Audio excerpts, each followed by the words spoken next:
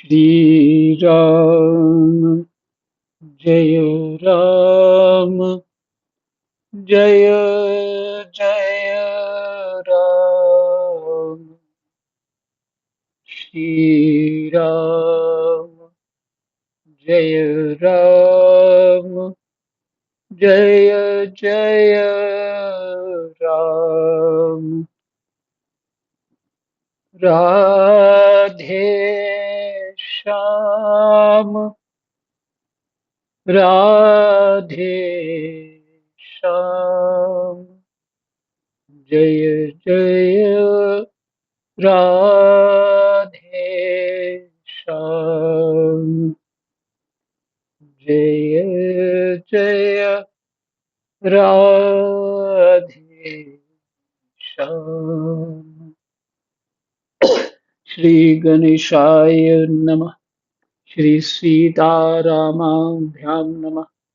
श्री हनुमते नमः।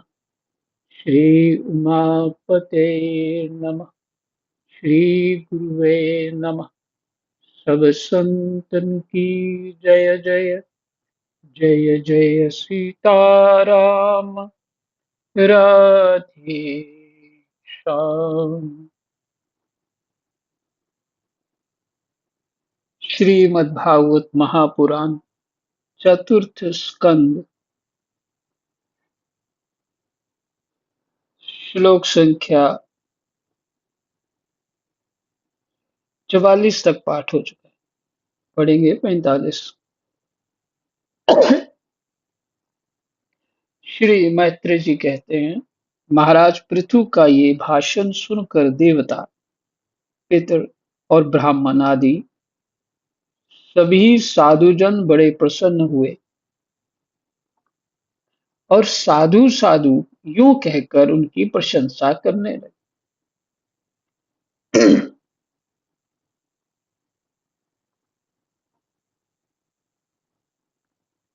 महाराज पृथु को साधु साधु कहने लगे। इस साधु शब्द जो है ना, ये इसका विस्तृत जो अर्थ है, जो महाराज अगर स्पष्ट जल्दी उसको खत्म करें, हम मतलब उसका अर्थ करें, तो जो महाराज पृथु में गुण है वो सभी साधु के गुण है, साधु ही होता है, उसी को साधु कहते हैं। महाराज पृथु जिस स्थिति में है, राजा की स्थिति में, प्रजा का रक्षण करना, उनकी चिंता करना, उनका रमन करना, प्रजा का रमन करना, सभी के कर्मा, सभी वर्णाश्रम धर्म के अनुसार उनका सहयोग करना और धर्म में प्रवेश कराना। राजा वैसा होगा तो प्रजा स्वाभाविक वैसी ही होगी। जैसे बड़ा करता है वैसे छोटे करते हैं।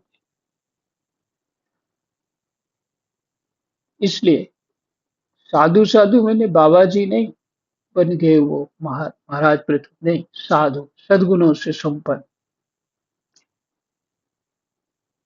और जैसे पीछे का क्या कहा, मोक्ष धर्म को जानने वाले, ये भी साथ जोड़ी। मोक्ष धर्म को जानने वाले, उससे भाव क्या होगा कि सब आत्माओं के लिए सेवा करने वाले, अर्थात भगवान की सेवा करने वाले, एक ही बात। ये राजा का स्वरूप था उनका। जैसे कहते भी हैं, सन्यासी ही राजा हो सकता है जो दूसरे की सेवा कर पाए। जो अपने मान सम्मान में ही लगा रहे और अपनी शान बढ़ाने में लगा रहे, वो देहाभिमानी देहगेह में आसक्त जीव है, वो राजा होने के योग्य नहीं।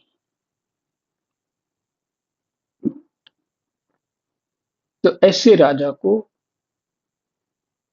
जो है वो अपना राज्य करके ही कल्याण कर लेते, मोक्ष धर्म को प्राप्त हो जाते, भगवान के चरणों में प्रेम प्राप्त कर लेते। तो कहते हैं यू साधु साधु यूं कहकर उनकी प्रशंसा करने लगे। उन्होंने कहा, पुत्र के द्वारा पिता पुण्य लोकों को प्राप्त कर लेता है, यह श्रुति यथार्थ है। मैंने ठीक है, पापी वेन ब्राह्मणों के शाप से मारा गया था, फिर भी इनके पुण्य बल से उसका नरक से निस्तार हो गया। इसी प्रकार हिरण्यकशिपु भी भगवान की निंदा करने के कारण नरकों में गिरने वाला ही था, कि अपने पुत्र प्रहलाद के प्रभाव से उन्हें पार कर गया, नरकों को पार कर गया। संतान की कितनी जिम्मेदारी है? हुँ? हम सब भी तो किसी की संतान ही है ना, हमारी जिम्मेदारी है। जिनका धन लेते हैं, जिनकी जो पालते हैं, क्या उनके प्रति कोई कर्तव्य नहीं? भजन साधन करेंगे तो उनको लाभ होगा। और संसार में रचो-पचोगे जो भी है, होता है, अपनी मस्ती में रहना, तो कोई लाभ नहीं होगा। उनको उनको अपने कर्मों का फल मिलता रहेगा, जो माता-पिता है।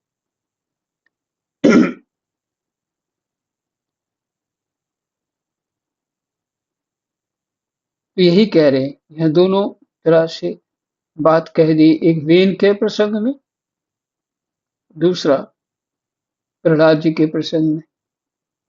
वीरवर पृथु जी, आप तो पृथ्वी के पिता ही हैं और सब लोगों के एकमात्र स्वामी श्री हरि में भी आपकी ऐसी अविचल भक्ति है। इसलिए आप अनंत वर्षों तक जीवित रहें। आपका सुयश बड़ा पवित्र है।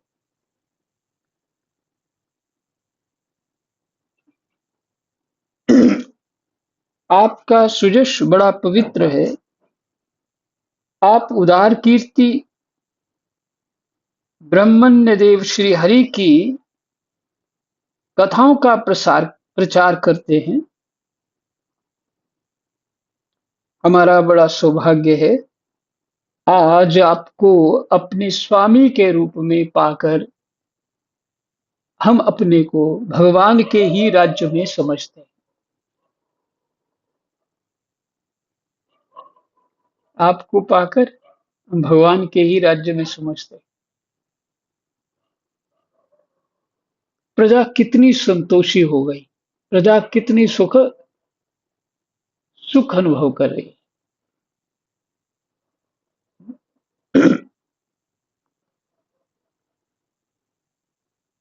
तो इसका अर्थ ये है कि आप कहीं भी रहो, कैसी भी स्थिति जो आपकी हो, जहां भी हो, आप वही अपने कर्तव्य कर्मों से भगवत प्राप्ति कर सकते हैं। लेकिन समझ वैसी हो तब। अपने आप को समझेंगे नहीं, अपना विवेक ही नहीं जागृत करेंगे तो कैसे हो? नहीं संभव। कहीं पहले वैसा विवेक जागृत हो जाए, और नहीं तो फिर सब छोड़ करके वही जो उसमें लगे हैं उनका संग करें, तो उस विवेक जागृत हो जाएगा। अगर नहीं हो रहा, अगर हो गया तो घर में भी कर सकते हैं।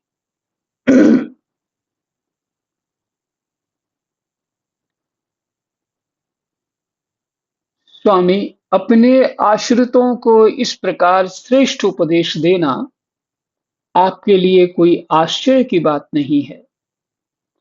क्योंकि अपनी प्रजा के ऊपर प्रेम रखना तो करुणामय महापुरुषों का स्वभाव ही होता है। हम लोग प्रारब्धवश विवेकहीन होकर संसारारण्य में संसार रूपी वन में भटक रहे हैं। सो प्रभु, आज आपने हमें इस अज्ञानांधकार के पार पहुंचा दिया। आप शुद्ध सत्यमय परम पुरुष हैं, जो ब्राह्मण जाति में प्रविष्ट होकर क्षत्रियों की और क्षत्रिय जाति में प्रविष्ट होकर ब्राह्मणों की तथा दोनों जातियों में प्रतिष्ठित होकर सारे जगत की रक्षा करते हैं। हमारा आपको नमस्कार है।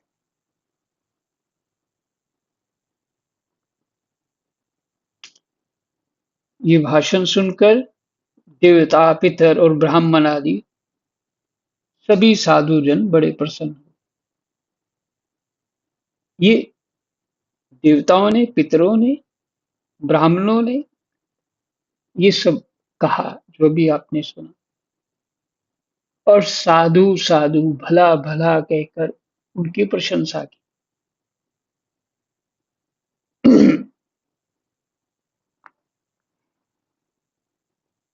हमारा 21वां अध्याय पूरा हुआ।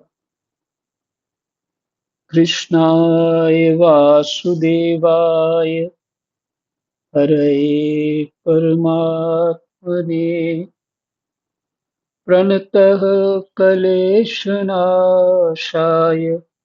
गोविंदाय नमो नमः। 22वां अध्याय, महाराज पृथु को सनकादि का उपदेश।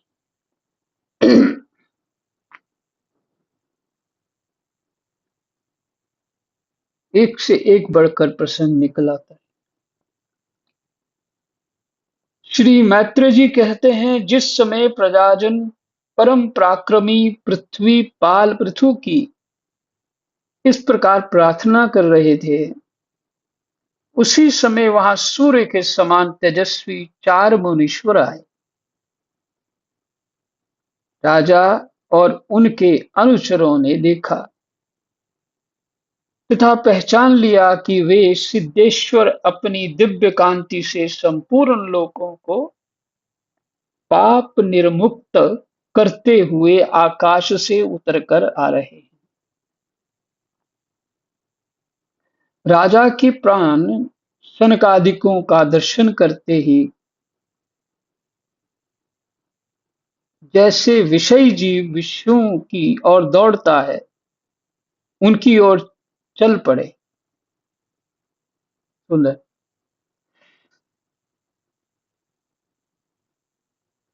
सनकादि ऋषि जैसे आ रहे थे आकाश मार्ग से, और उनके अनुचरों ने देखा कि ऐसे सिद्ध महापुरुष आ रहे, और उनकी कांति सभी पाप निर्मुक्त कर रही है, पापों का नाश कर रही है।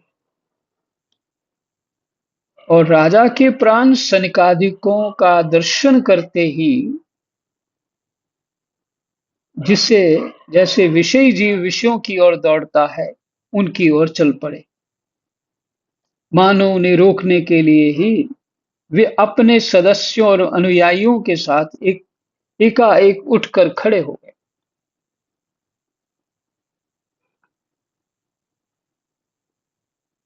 मतलब पूर्ण रूप से वो उनके स्वागत के लिए खड़े हो गए। ये अर्थात प्राण शब्द है, तो पूर्ण रूप से।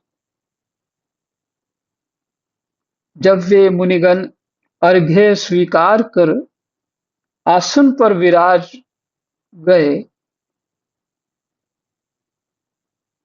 तब शिष्टाग्रणी पृथु ने उनके शिष्टाचार में श्रेष्ठ जो व्यक्ति शिष्टाग्रणी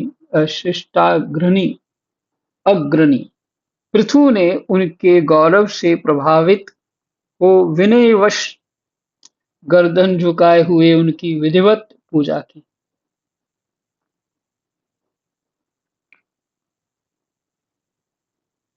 फिर उनके चरणोदक को अपने सिर के बालों पर छिड़का। इस प्रकार शिष्ट जनोचित आचार का आदर तथा पालन करके उन्होंने यही दिखाया कि सभी सत्पुरुषों को ऐसा व्यवहार करना चाहिए। सनकादि मुनीश्वर भगवान शंकर के भी अग्रज हैं। जीव संसार में अपने विवेक से सीख सकता है, विवेक ही उसका गुरु है।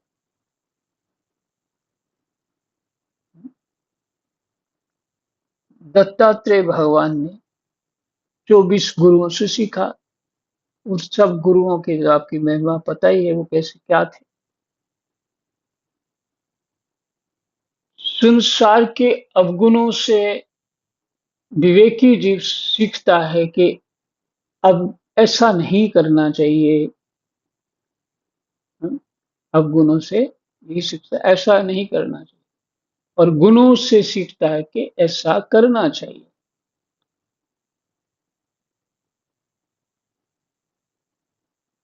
इसलिए ऐसा आचार, आचार मैंने उनका आचरण, आचार का आदर तथा पालन करके उन्होंने यही दिखाया कि सभी सत्पुरुषों को ऐसा व्यवहार करना चाहिए। दिखाया। सनकादि मुनीश्वर भगवान शंकर के भी अग्रज हैं, माने बड़े हैं। सोने के सिंहासन पर वे ऐसे सुशोभित हुए जैसे अपने अपने स्थानों पर अग्नि देवता। महाराज पृथु ने बड़ी श्रद्धा और संयम के साथ प्रेम पूर्वक उनसे कहा। एक बात है कि जो उनका शरीर है ना 5 साल बालक के समान है वो शंकर जी से भी बड़े, और उन सिंहासनों में बैठ करके अपने तेज से जैसे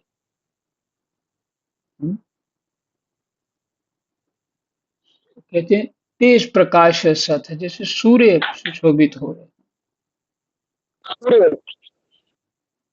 तो म्यूट कर लो, किसी का म्यूट हो गया है, म्यूट कर लो। जैसे अपने अपने स्थानों पर अग्नि देवता, महाराज पृथु ने बड़ी श्रद्धा और संयम के साथ प्रेम पूर्वक उनसे कहा, माने अग्नि देवता के समान प्रकाशित हो रहे। अद्भुत अद्भुत दर्शन हुआ है ना। 5 वर्ष के हैं सभी, और उनकी जो उम्र है वो उम्र मैंने का वयस बोलते हैं वैसे, व्यसक अथवा आयु शंकर जी से भी बड़ी है क्योंकि बड़े हैं, उनके अग्रज हैं।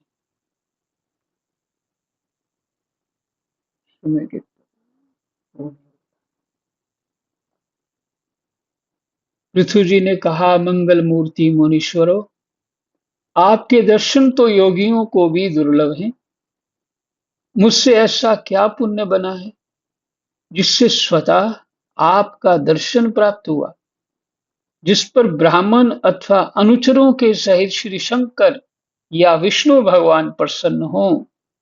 उसके लिए इहलोक और परलोक में कौन सी वस्तु दुर्लभ है। जो जीव अपने कर्तव्य कर्मों से पुण्य प्राप्त करता है, तब ऐसे ऐसे जो महापुरुषों का मेल हो सकता है, भगवान के सेवा करने वालों की सेवा प्राप्त हो सकती है, वो पुण्यों का प्रभाव होता है।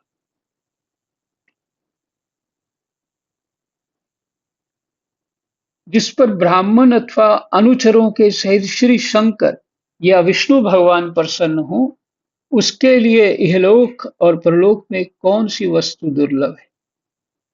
इस दृश्य प्रपंच के कारण महतत्वादि यद्यपि सर्वगत हैं, तो भी वे सर्वसाक्षी आत्मा को नहीं देख सकते। इस दृश्य प्रपंच के कारण महतत्वादि यद्यपि सर्वगत हैं, सब में हैं, तो भी वे सर्वसाक्षी आत्मा को नहीं देख सकते। इसी प्रकार यद्यपि आप समस्त लोकों में विचरते रहते हैं, तो भी अनाधिकारी लोग आपको देख नहीं सकते। जिनके घरों में आप जैसे पूज्य पुरुष उनके जल, तृण, पृथ्वी, गृहस्वामी अथवा सेवक आदि किसी अन्य पदार्थ को स्वीकार कर लेते हैं, वे गृहस्थ धनहीन होने पर भी धन्य हैं।